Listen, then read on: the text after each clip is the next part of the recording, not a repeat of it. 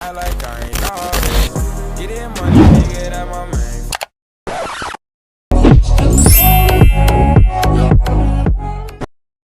Halo, selamat pagi. Kembali lagi bersama saya Ria Junita. Pada kesempatan kali ini saya akan membahas materi mengenai kalimat efektif. Nah, jadi saya akan menjelaskan mengenai pengertian dari kalimat efektif terlebih dahulu. Jadi, kalimat efektif adalah kalimat yang disusun berdasarkan kaidah-kaidah yang berlaku, seperti unsur-unsur penting yang harus dimiliki oleh setiap kalimat, subjek, dan predikat, memperhatikan ejaan yang disempurnakan, serta cara memilih kata atau diksi yang tepat dalam sebuah kalimat. Kalimat yang disusun berdasarkan kaidah-kaidah tersebut tentunya akan lebih mudah dan jelas dipahami oleh pembaca atau pendengar. Dan selanjutnya, kita masuk kepada ciri kalimat efektif. Pada dasarnya, ada 4 syarat utama sebuah kalimat dapat dikatakan efektif atau tidak. Yang pertama, sesuai EYD. Sebuah kalimat efektif harus menggunakan ejaan maupun tanda baca yang tepat. Kata baku pun mesti menjadi perhatian agar tidak sampai kata yang kamu tulis ternyata tidak tepat ejaannya. Nah, kemudian yang kedua ada sistematis. Sebuah kalimat paling sederhana adalah kalimat yang memiliki susunan subjek dan predikat, kemudian ditambahkan dengan objek, pelengkap, hingga keterangan. Sebisa mungkin, guna mengefektifkan sebuah kalimat, buatlah kalimat yang urutannya tidak memusingkan. Jika memang tidak ada penegasan, subjek dan predikat diharapkan selalu berada di awal kalimat. Nah, kemudian yang ketiga ada tidak boros dan tidak bertele-tele. Jadi, jangan sampai kalian membuat sebuah kalimat yang terlalu banyak menghambur-hamburkan kata dan bahkan terkesan bertele-tele. Pastikan susunan kalimat yang kalian buat itu telah kalian rumuskan secara pasti dan ringkas agar pembaca dapat memahami kalimat tersebut dengan baik dan menangkap gagasan yang kalian tuangkan dengan mudah. Nah, kemudian yang keempat ada tidak ambigu. Syarat kalimat efektif yang terakhir, kalimat efektif menjadi sangat penting untuk menghindari pembaca dari multitafsir. Dengan susunan kata yang ringkas, sistematis, dan sesuai dengan kaidah kebahasaan, pembaca tidak akan kesulitan mengartikan ide dari kalimat kalian sehingga tidak ada kesan ambigu.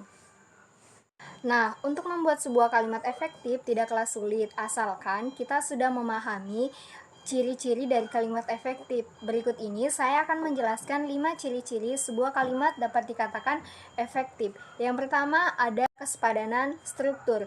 Jadi, hal pertama yang harus kita perhatikan adalah kelengkapan struktur dan penggunaannya. Inilah yang dimaksud dengan kesepadanan struktur. Ada beberapa hal yang menyangkut ciri-ciri yang satu ini. Yang pertama, kesepadanan struktur. Jadi, hal pertama yang harus kita perhatikan adalah kelengkapan struktur dan penggunaannya. Inilah yang dimaksud dengan kesepadanan struktur. Ada beberapa hal yang menyangkut ciri-ciri yang satu ini. Yang pertama, pastikan kalimat yang dibuat mengandung unsur klausa minimal yang lengkap, yakni subjek dan predikat. Kemudian yang kedua, jangan taruh kata depan atau preposisi di depan subjek, karena hal itu akan mengaburkan pelaku di dalam kalimat tersebut. Kemudian yang ketiga ada hati-hati pada penggunaan konjungsi yang di depan predikat karena membuatnya menjadi perluasan dari subjek. Kemudian yang keempat yaitu tidak bersubjek ganda, di mana bukan berarti kita tidak boleh menggunakan subjek lebih dari satu, tapi di sini maksudnya kita lebih diarahkan untuk menggabungkan subjek yang sama. Kemudian kita akan masuk lagi ke ciri kedua dari kalimat efektif yaitu kehematan kata. Seperti yang telah kita bahas sebelumnya bahwa syarat utama sebuah kalimat efektif yaitu ringkas dan tidak bertele-tele. Jadi, kalian tidak boleh menyusun kata-kata yang bermakna sama di dalam sebuah kalimat. Ada dua hal yang memungkinkan sebuah kalimat dikatakan boros sehingga tidak efektif. Yang pertama menyangkut kata jamak dan yang kedua mengenai kata-kata bersinonim. Untuk menghindari hal tersebut, berikut ini saya akan memberikan contoh mengenai kesalahan dalam kata jamak dan sinonim sehingga menghasilkan kalimat yang tidak efektif. Contoh kata jamak yaitu para siswa-siswi sedang mengerjakan soal ujian masuk perguruan tinggi. Ini kalimatnya dikatakan tidak efektif. Kemudian yang kedua ada siswa-siswi sedang mengerjakan soal ujian masuk perguruan tinggi. Kalimat ini dikatakan efektif. Nah, ketidakefektifan terjadi karena kata para merujuk pada jumlah jamak. Sementara siswa-siswi juga mengarah pada jumlah siswa yang lebih dari satu. Jadi, kita harus menghilangkan salah satu kata yang merujuk pada hal jamak tersebut. Lalu, contoh dari kata sinonim, seperti ia masuk ke dalam ruang kelas. Nah, kalimat ini tidak efektif. Kemudian yang kedua, ia masuk ke ruang kelas. Nah, kalimat ini efektif. Nah, ketidakefektifan terjadi karena kata masuk dan perasa ke dalam sama-sama menunjukkan arti yang sama. Namun, kata masuk itu lebih tepat membentuk kalimat efektif karena sifatnya yang merupakan kata kerja dan dapat menjadi sebuah predikat. Sementara itu, jika kita menggunakan ke dalam dan menghilangkan kata masuk, nah, itu akan menjadi ia ke dalam ruang kelas. Kalimat tersebut akan kehilangan predikatnya dan tidak dapat dikatakan sebuah kalimat efektif menurut prinsip kesepadanan struktur. Kemudian ciri yang ketiga adalah kesejajaran bentuk. Ciri-ciri yang satu ini menyangkut soal imbuhan dalam kata-kata yang ada di kalimat sesuai kedudukannya pada kalimat itu. Nah, pada intinya, kalimat efektif haruslah berimbuhan paralel dan konsisten. Jika pada sebuah fungsi digunakan imbuhan me, selanjutnya imbuhan yang sama digunakan pada fungsi yang sama. Sebagai contoh, hal yang mesti diperhatikan soal sampah adalah cara membuang, memilah, dan pengolahannya. Nah, itu kalimatnya tuh tidak efektif. Kemudian, hal yang mesti diperhatikan soal sampah adalah cara membuang, memilah, dan mengolahnya. Nah, itu adalah contoh yang efektif. Kemudian ciri yang keempat ada ketegasan makna. Nah, tidak selamanya subjek harus diletakkan di awal kalimat. Namun memang peletakan subjek itu seharusnya mendahului predikat. Akan tetapi dalam beberapa kasus tertentu, kalian bisa saja meletakkan keterangan di awal kalimat untuk memberi efek penegasan. Ini agar pembaca dapat langsung mengerti gagasan utama dari kalimat tersebut.